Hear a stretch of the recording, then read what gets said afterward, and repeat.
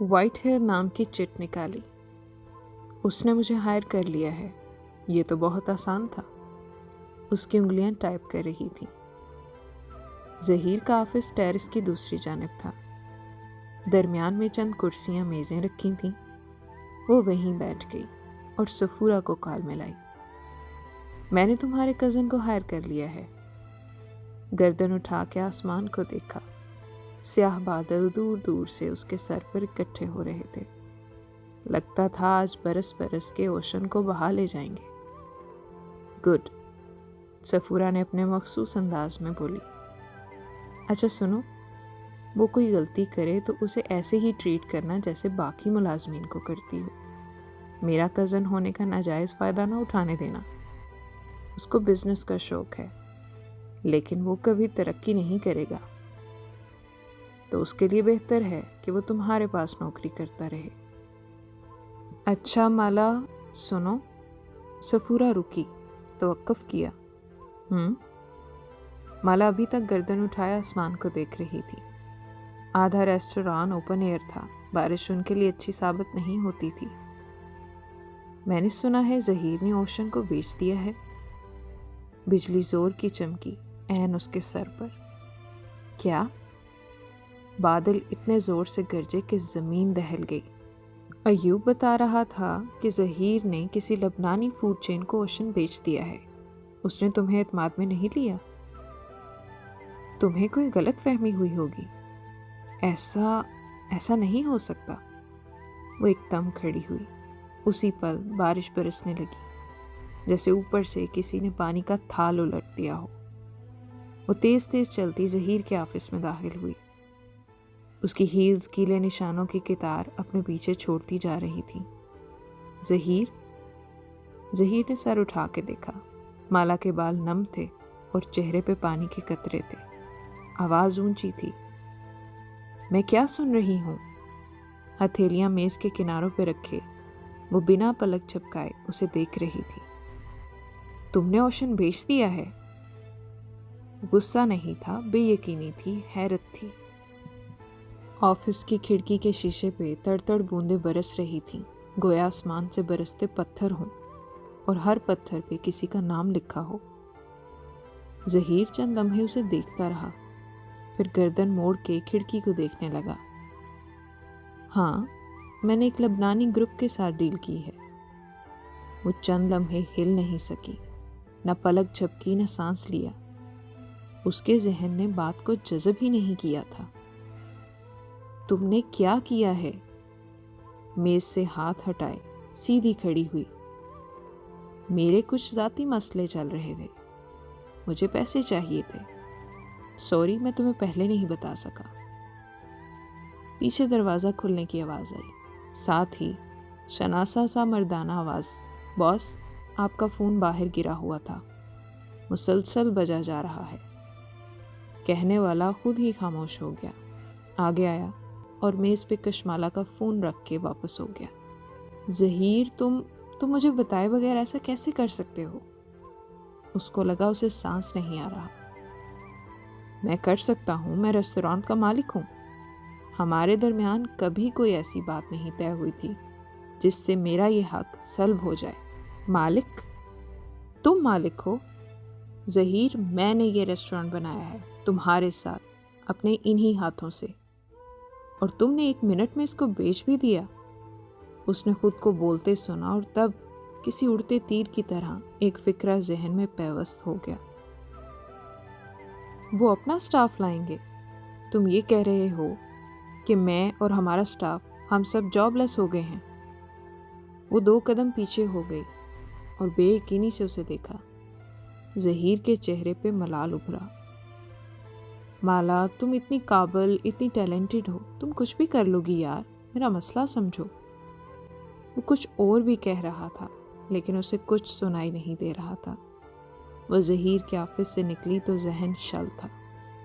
उसे अपने ऑफिस तक जाने के लिए टेरेस अबूर करना था। वो कदम कदम आगे बढ़ने लगी। जर्द जूते मज़ीद गीले हो गए थे। उसने टेरेस की दीवार पे हाथ फेरा।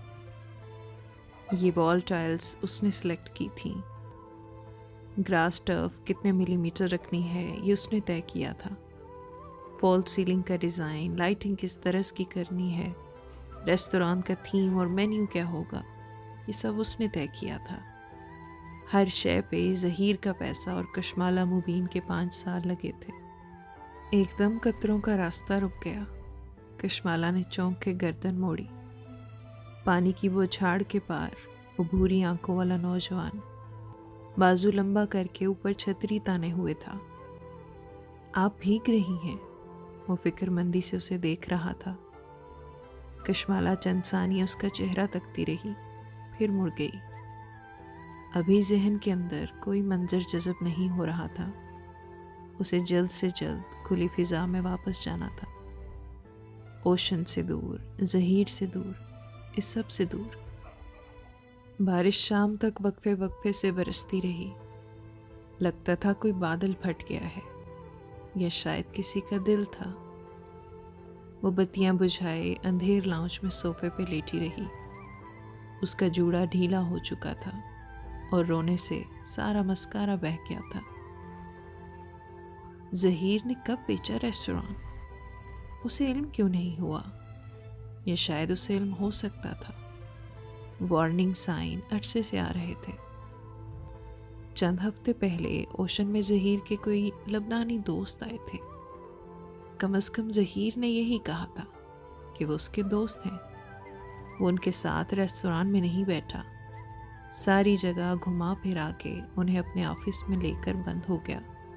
और हाँ, उसने सुन रखा था कि ज़हीर की बीवी का इसरार है कि वो दोनों उसके माँ बाप के पास ऑस्ट्रेलिया शिफ्ट हो जाएं। कोई ख़ानदानी मसले थे। ज़हीर ने इससे पहले भी चंद बड़े फैसले माला को एतमाद में लिए बगैर किए थे। उसे तब ही समझ जाना चाहिए था कि वो कभी उस पर एतबार नहीं कर सकती, लेकिन फिर भी उसने किया। माला बाजी, जाने मगरिब डूबे कितना वक्त बीता था जब टेरेस का दरवाज़ा बजने लगा। मोमानी की मुलाजमा आई थी। वो उठी, आंखें साफ की, बाल कानों के पीछे उड़ से और दरवाज़ा खोला। नसरीन के हाथ में कांच की प्लेट थी जिसमें चॉकलेट ब्राउनीज रखी थी। ये आपकी मोमानी ने भिजवाई हैं। नीचे नगीना आंटी आई हुई हैं। और हाँ, आपका फ़ोन ऑफ है। आपकी अम्मी जी की कॉल आई थी, परेशान थी, उनको कॉल कर लें। जल्दी जल्दी बता के वो मुड़ी, फिर वापस पलटी। और टेरेस की लाइट तो जला दें। वो चौंकी। उसने वाकई आज कोई बत्ती नहीं जलाई थी। बाहर अंधेरा फैल चुका था। वक्त का एहसास ही ख़त्म हो गया था। ब्राउनीज की प्लेट उसने सेंटर टेबल पर रखी और ख़ुद वो वज़ू करने चली गई। कज़ा नमाज अदा की और वो वहीं जाए नमाज पर ज़मीन पे बैठ गई। आंखों से आंसू टप टप फिर से गिरने लगे। मेरे साथ ये क्यों हुआ है अल्लाह ताला? मैं लोगों के दिल नहीं दुखाती, ज़कात अदा करती हूँ, सदके देती हूँ, मैं तो चींटी तक को नहीं मारती, फिर भी मेरी जॉब चली गई। इतना बड़ा सेटबैक। दुआ के लिए हाथ उठाए, लेकिन क्या दुआ मांगे? मैं अब कहाँ से शुरू करूँ दोबारा? स्कोर 1 से। 5 साल मैंने इस शहर को, ओशन को सेट किया, अपनी एक सोशल लाइफ बनाई, और एक ही दिन में सब मलिया मेट हो गया।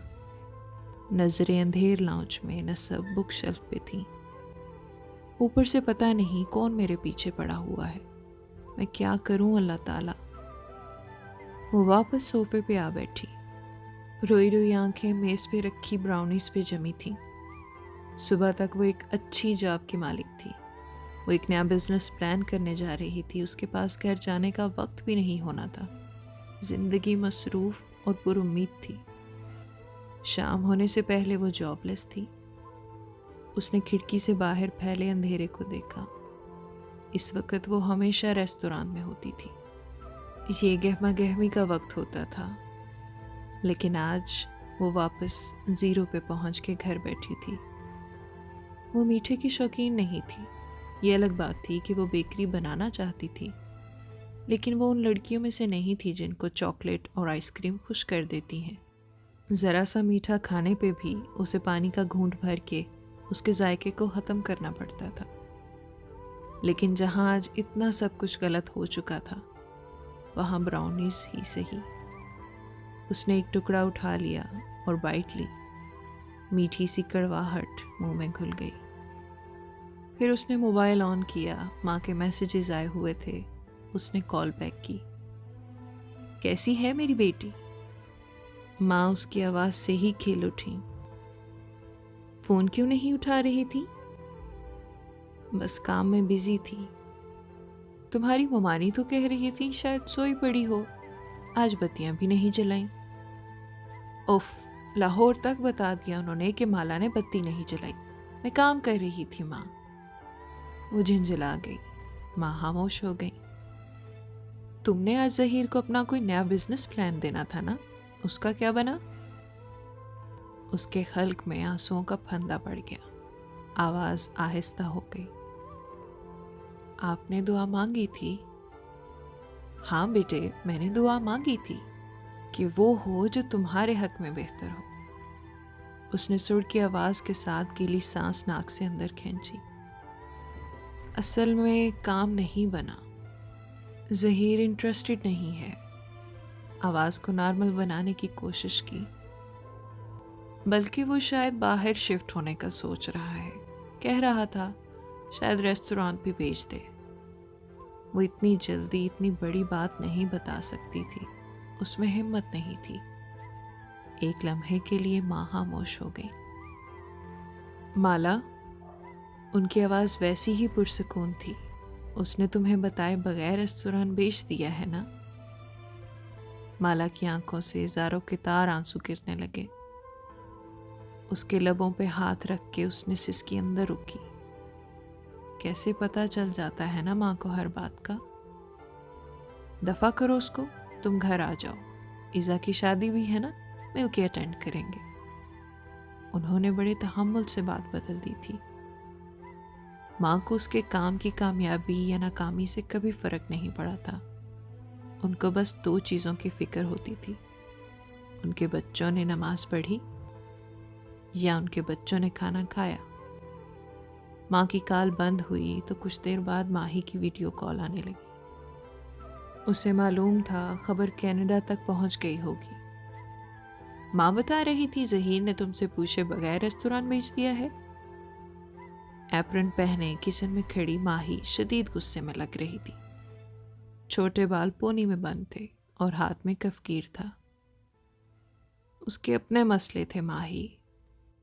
اس نے ماہی سے آنسو چھپانے کی کوشش نہیں کی۔ مسئلے کی ایسی تیسی، اور تم ایسے ہی نہ جاب چھوڑ دینا، ریسٹورانٹ کی 2-4 کھڑکیاں توڑ کے آنا، اور میں تو اس ظہیر کو پاکستان میں ایسا بدنام کروں گی تم دیکھنا۔